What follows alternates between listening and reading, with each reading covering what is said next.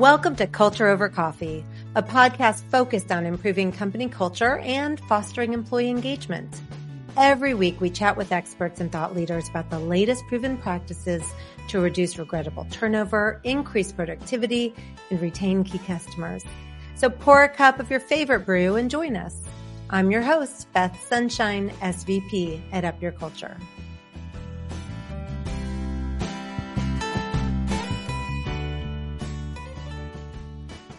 In this episode, Dan Kessler, president of Energage, joins me to explore how data and action come together to create thriving workplace cultures. Drawing on insights from millions of employee surveys and thousands of companies, Dan shares how organizations can move beyond measuring engagement to activating it. Dan has some amazing takeaways like why employee engagement data reveals what leaders can't always see and how assumptions can quietly derail culture. Why survey fatigue isn't real, it's actually inaction fatigue, and how authentic follow-through restores trust, and how middle managers often caught between leadership and employees play a pivotal role in turning insights into cultural momentum.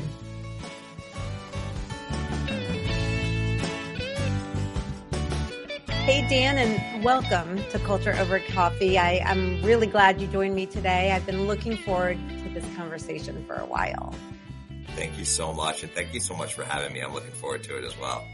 Yeah. So you lead Energage as president, where your team partners with organizations like mine to measure and elevate workplace culture through analytics, through insights. I know you've been doing this for a long time. I was on your LinkedIn and noticed it's been nearly 15 years. You've been helping shape the Top Workplaces program, working with thousands of companies, millions of survey responses to uncover what truly drives engagement.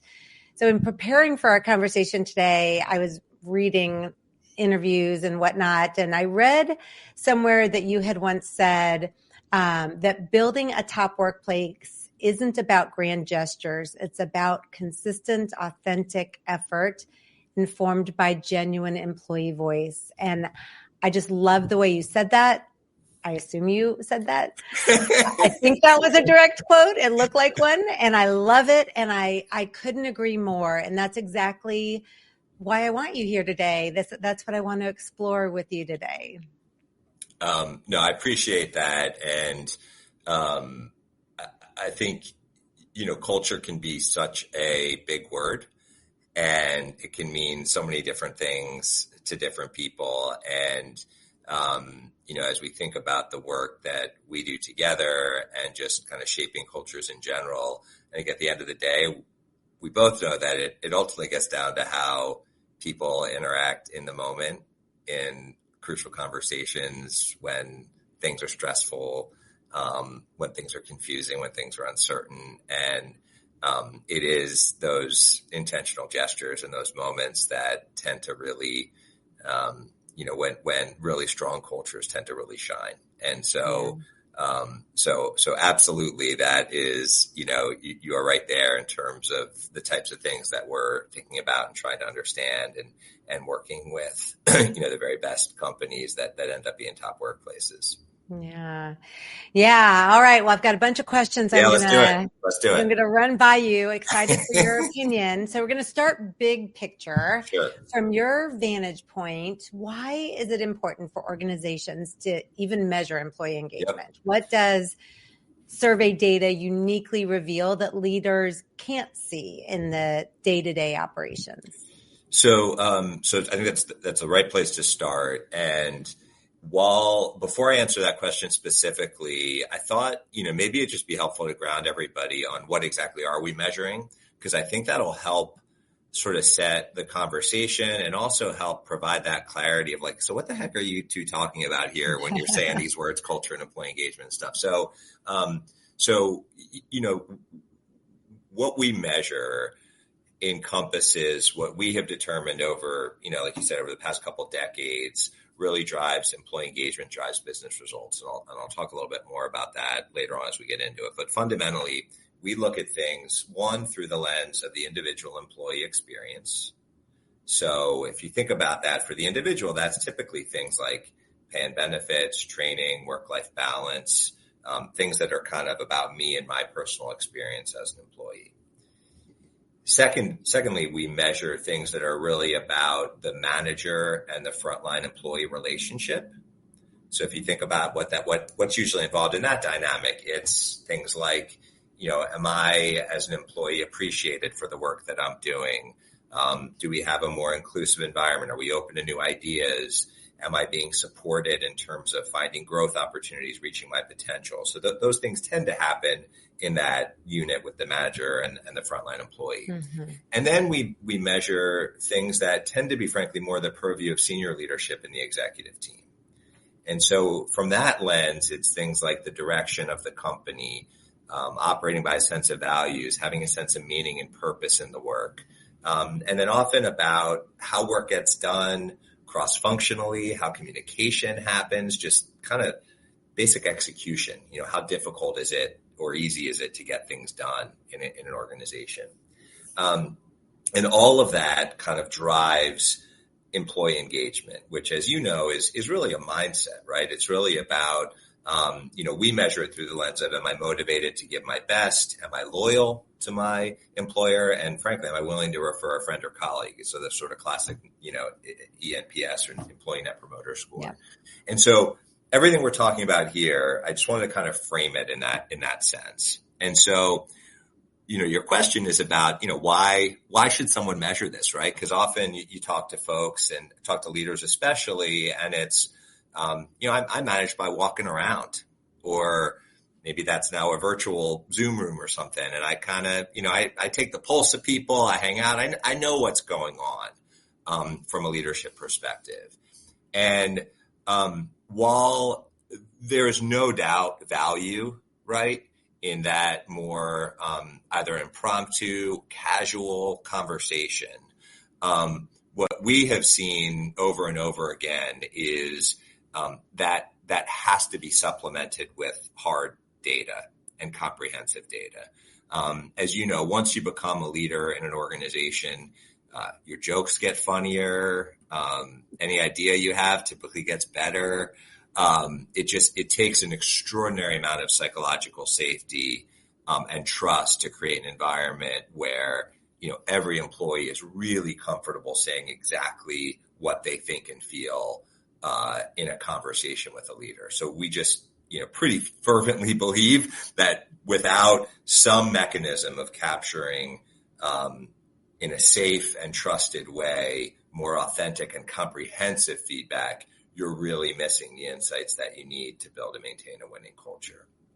Yeah, I'm glad you framed it in that way. It's interesting. We recently spoke with the CEO of a media company, and I was asking her about aha moments and how the whole concept of our conversation. We were really talking about listening and how she leans in and really listens to the important things that people around her have to say. And she talked about the engagement surveys and how there are a variety of forms of listening, but the survey for her was one of the most powerful because she's close with her people. She does a lot of walking around, and she kept using the word assume. She said, I assumed that I knew how people felt. And then when she got the survey results back, she talked about how it was sort of shattering because she didn't really know all that she needed to know, and that this allowed her to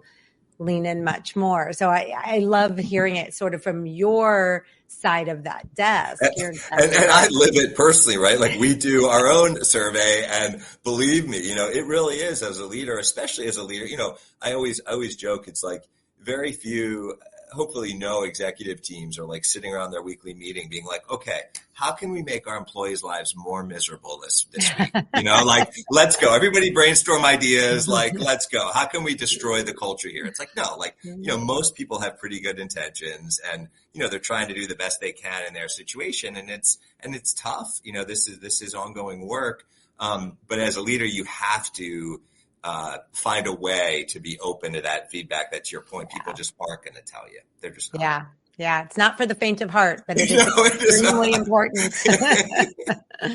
Yeah. Okay. So the survey's done. The results are Yep. in. We work with a lot of organizations as they work through this process. So I'm curious to hear your perspective of where should leaders really focus first when companies look at their engagement survey results. I know that companies we work with, their first instinct is, I want to do it all. I want to fix it all. I want all of these numbers to go up. So from your expert perspective, what would you say are the most valuable insights that they should be paying attention to right away? What comes first in the pecking order? Yeah. So I think you and I are going to be pretty aligned here, which is especially at the company level, it's the pick 1 to 3 things that you're going to work on at the company level based on the survey results. And, this, I don't know if this is controversial per se, but in some ways it almost doesn't matter what they are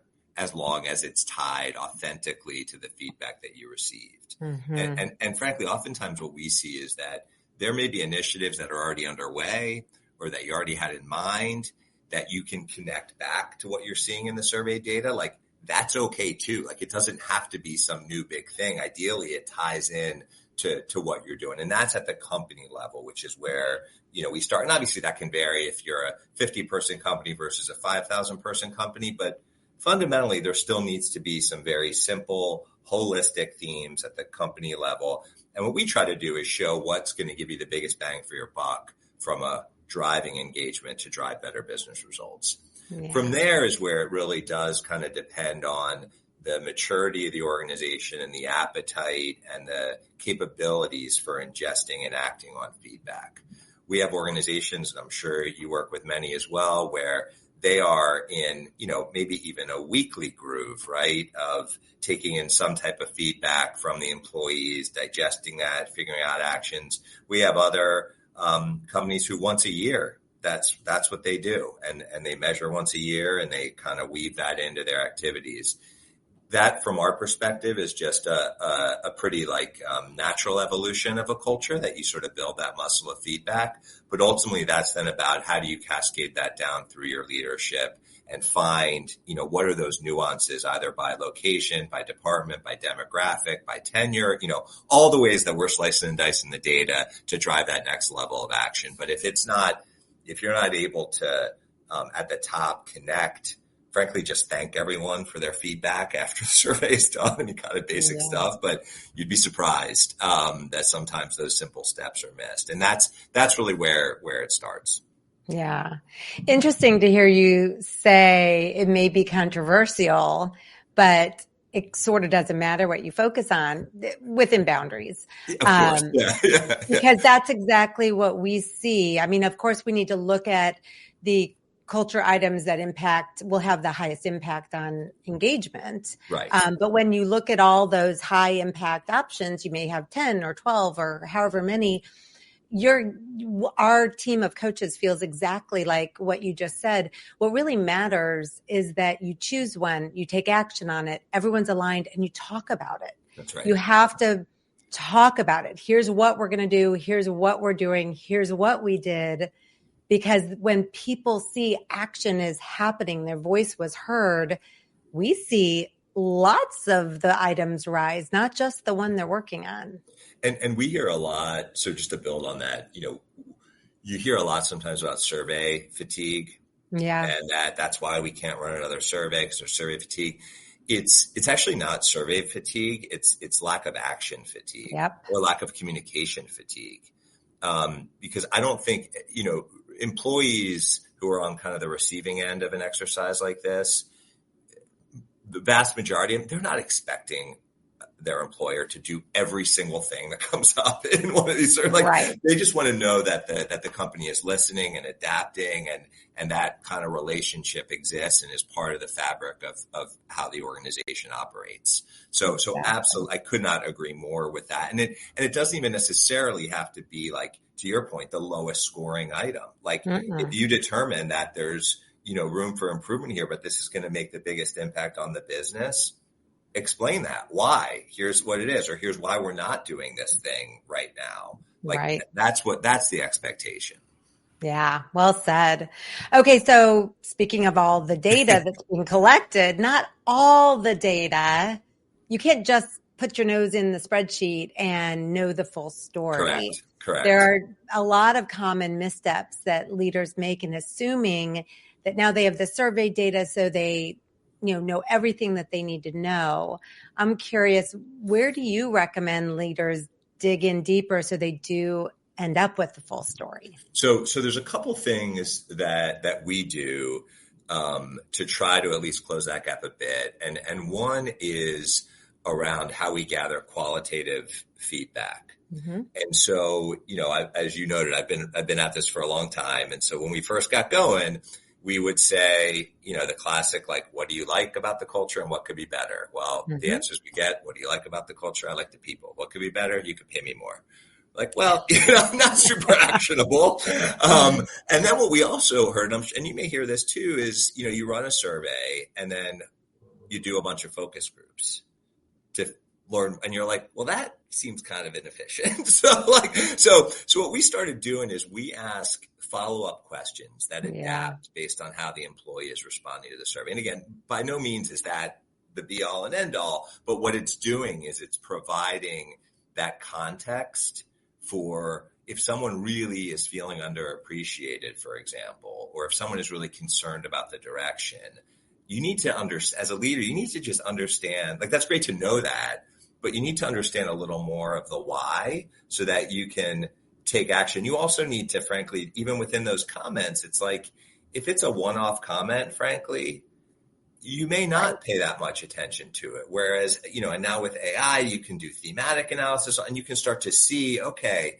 like, now I have some context for this data, to inform action, which, as you know, at the end of the day, like, with folks like you and others, it's like, ultimately, it's about how do you take this data and turn it into action. And so what we're saying is it's a combination of the quantitative and qualitative data is data as well. Yeah. I always think of the data itself as sort of the skeleton or the most foundational structure of what I need to know. And then all the comments, the qualitative information that comes with it is the color. It's what's going to bring that to life. And I think that's what I hear you saying. 100%. Well. Oh, could not agree more. I love that. Yeah. Very well said. Yeah. So you've talked about, even today, the importance of taking action. I've heard you say before that it's important to move from data collection to culture activation. I like that phrase too. My job is all about the activation piece. So I'd love to hear your perspective.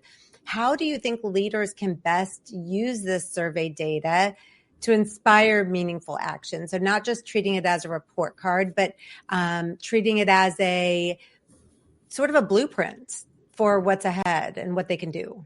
So I think there's a couple thoughts on that. I think one thing that that can often get missed is when an exercise like an annual engagement survey or any type of employee feedback activity becomes like an HR initiative. Mm-hmm. And what we really encourage, and I'm sure you do the same, is it's got to be connected to the business strategy and business results. Mm-hmm. And so much so that one of the things that we're pretty excited about is we work with an investment research firm called Irrational Capital. And they have, with our essentially survey data, they've built something called the human capital factor. And the human capital factor looks at purely human capital data, so no financial data at all, mm-hmm. To predict future enterprise value. And this is now like a publicly traded ETF on the market. JP Morgan has published, a number of white papers kind of validating this data. And what they and we have proven is that companies that perform well in the human capital factor are outperforming the S&P 500. It's like on a compounding basis, it's like 70% over the past 14 years.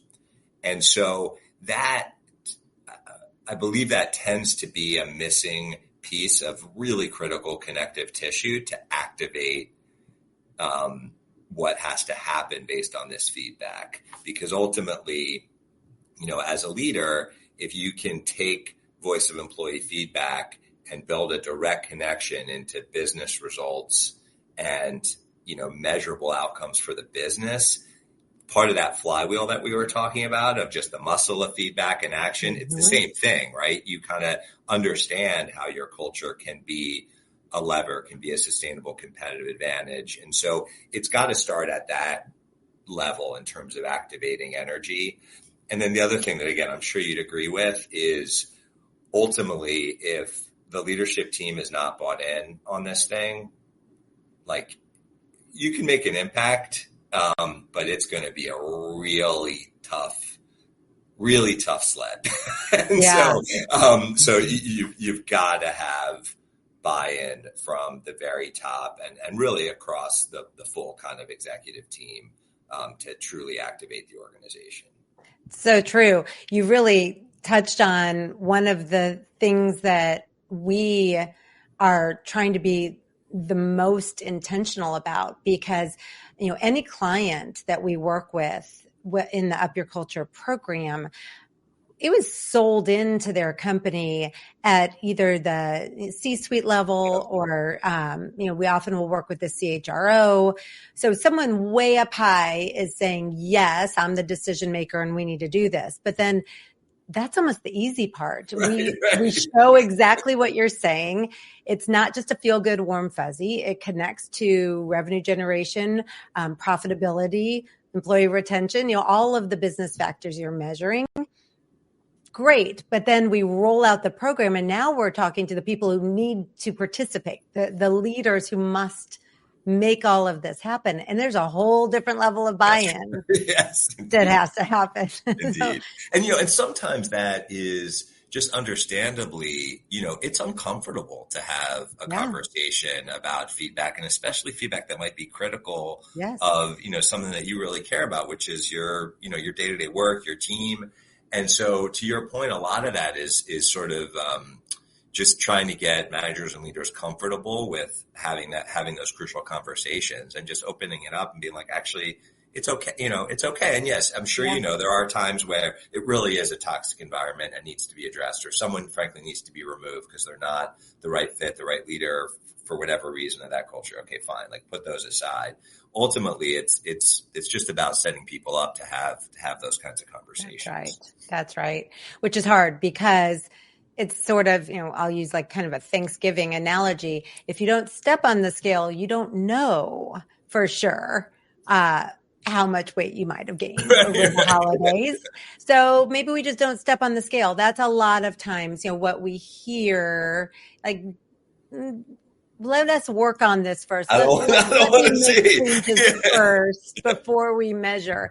And also it takes time. It takes time, which brings me to my next question. We do annual research. We do a pretty big survey of people, leaders, frontline managers, employees, everyone within the organization. And we ask them questions related to engagement just to understand trends across the board. And one of the things that has been really striking to us is every year we seem to see greater isolation in those mid-level managers. So the leaders at the very top are clear on the vision and they're clear on how they, how to lean in and make people feel engaged. And employees who are closest to the action, they're also pretty clear on the things they need to be clear on. And then we have those mid-level managers that seem to be very isolated, many times overworked, overwhelmed, under-supported. And those are the people who need to work the hardest at making this culture thing work. So, data alone doesn't change culture. People change culture. Data gives you the direction. So how can leaders take what they've learned from all of your engagement surveys, the insights that are given to them, and then turn that into the kind of support and development that helps managers really drive culture on the ground? So it's an awesome observation, and I love the question. And so let me just kind of build on just the fundamental observation, just to affirm what you're seeing in your data, because we tend to see the exact same thing. And part of why is when you think about that middle manager, and I realize you can have multiple layers there. So, but just speaking generally, middle manager, they are in such a tough spot because on the one hand, right, they've got that executive who's trying to give them the direction, telling that, that who they want to align with, right? They want to drive towards that direction. They want to push to change, improve, all of that. But then they've also got their teams who they're trying to empower, listen to their concerns, address them, give them a positive environment and experience, but also push them, coach them. And, sometimes those things are directly aligned, but often those things can come into conflict, and it's just inherent in that middle manager role. So I think, I know this might sound kind of trite, but sometimes it's just acknowledging that with your middle management and just saying, like, one, you all are the crux of driving this organization forward because of the role that you're in. And we get it, that it's difficult. And I know this is also going to sound trite, but ultimately this is where the communication up and communication down in all directions, and just ensuring that that is actually happening in an authentic way. It's not going to solve that fundamental tension, right? It's one of those, like, how do you take that tension and that friction and make it productive, as opposed to making it destructive or just kind of drive inertia or whatever. And so that's the way that we think about it. But yeah, it is a spot on observation and a real challenge, especially in terms of trying to drive scale. Yeah. Yeah. I like the way you're thinking about it. And I mean, you have such a great perspective because you work with so many companies, so many industries. You have a really nice broad view. I'd love to hear, speaking of observations, are there any trends that you're seeing in engagement right now? Is there anything that's really shifted quite a bit over the last few years for you? So certainly there's, I don't know if it's called the obvious ones, but certainly people are still trying to figure out remote and hybrid work and kind of settling into their identity around that. And I think, and so we kind of keep an eye on it. And what we've determined there is it's the more kind of control you can give to the employee, given the constraints of the industry or the preference of the leadership or whatever, is really where that's where you can make an impact from an engagement perspective.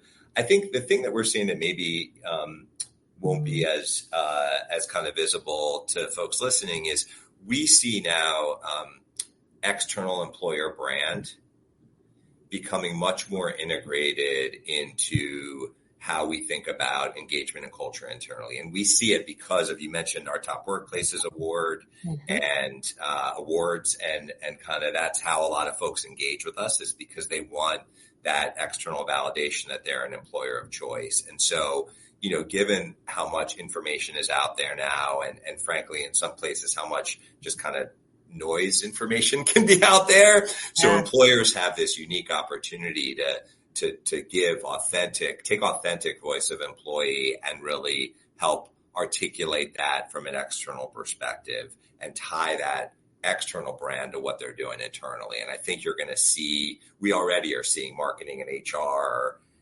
those lines are starting to blur, honestly. And it's just super interesting, and obviously something that we care a lot about because of the way that we tend to work with employers. Yeah, well said. Employees, I should say job candidates, are paying a lot of attention to culture, work environments. When you have a stamp of approval, like you're talking about, it makes a huge difference. Yeah. I love that perspective. And it ties right into my next question, which relates to how Energage and our company, Up Your Culture, work together. We're part of your partner program. And, we've worked with a lot of engagement survey companies over time. That partnership between the data and then the, hands-on coaching that holds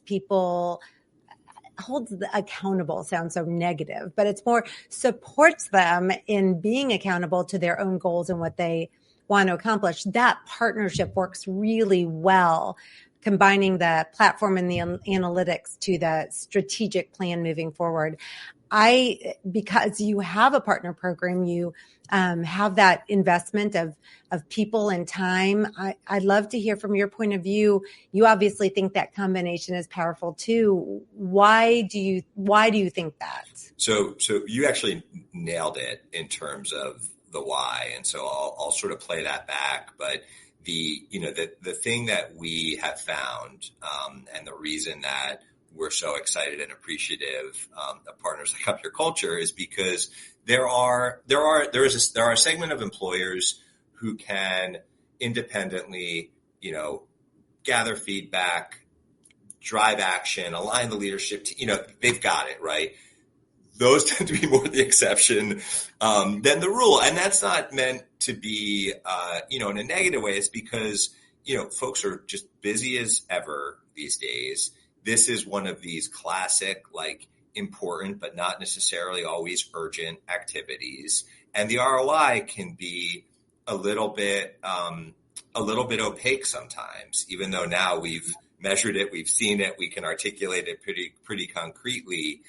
There's all kinds of things that get in the way of that activation that you've talked about. And so, what we see partners like Up Your Culture doing, to your point, there's a variety of roles that you can play, right? There is a trusted advisor role, which is just having a sounding board who can help you process, frankly, that emotional journey of a leader taking in some pretty difficult feedback.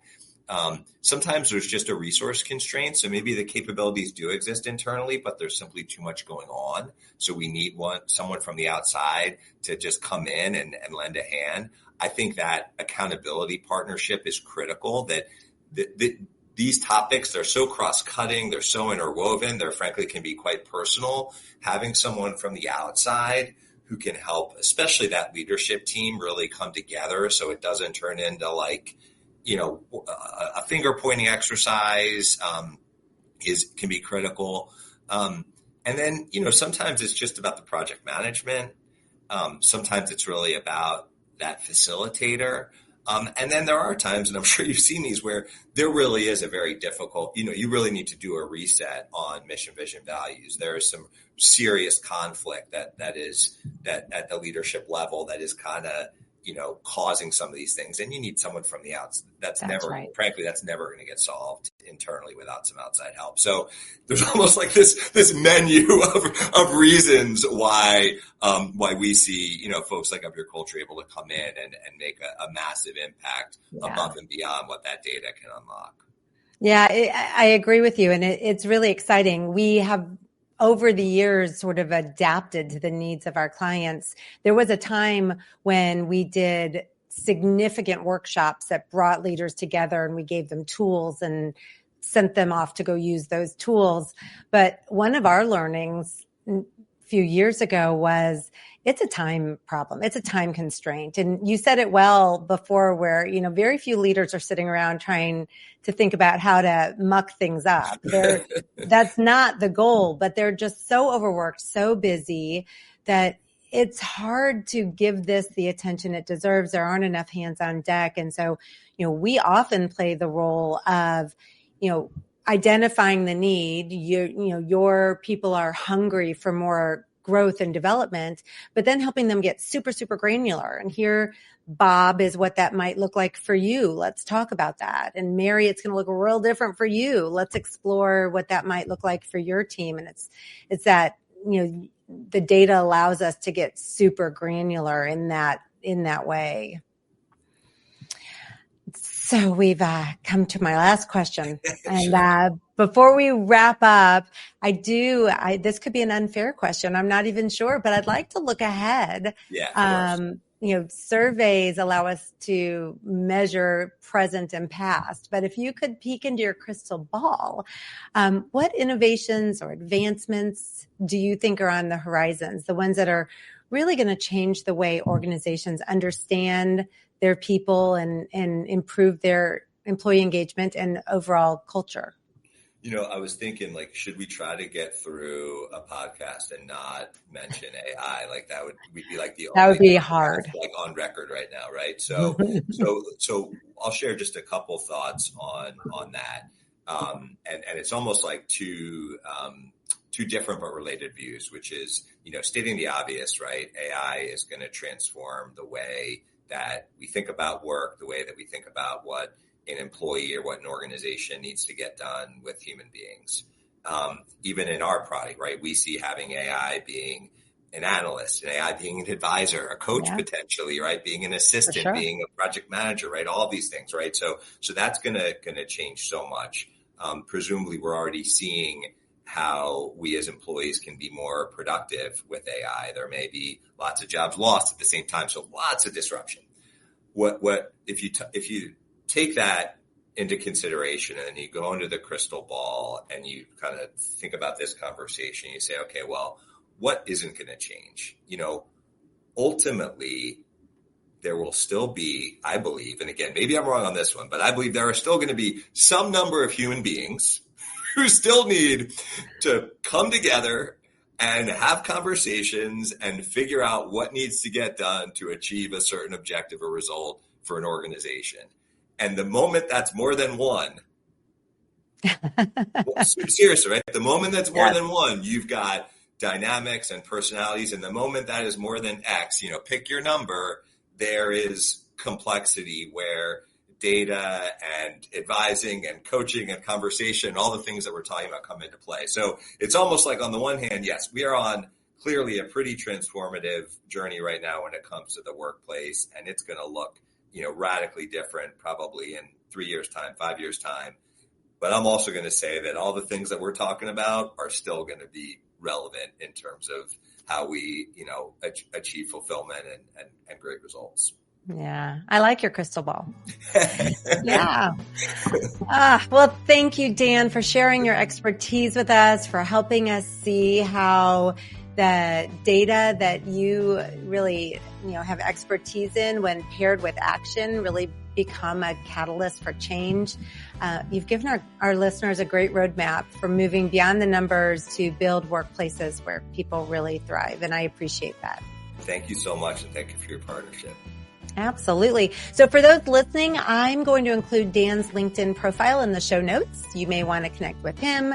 A link to Energage. They are the research partner behind Top Workplaces, that program, which you'll want to know more about.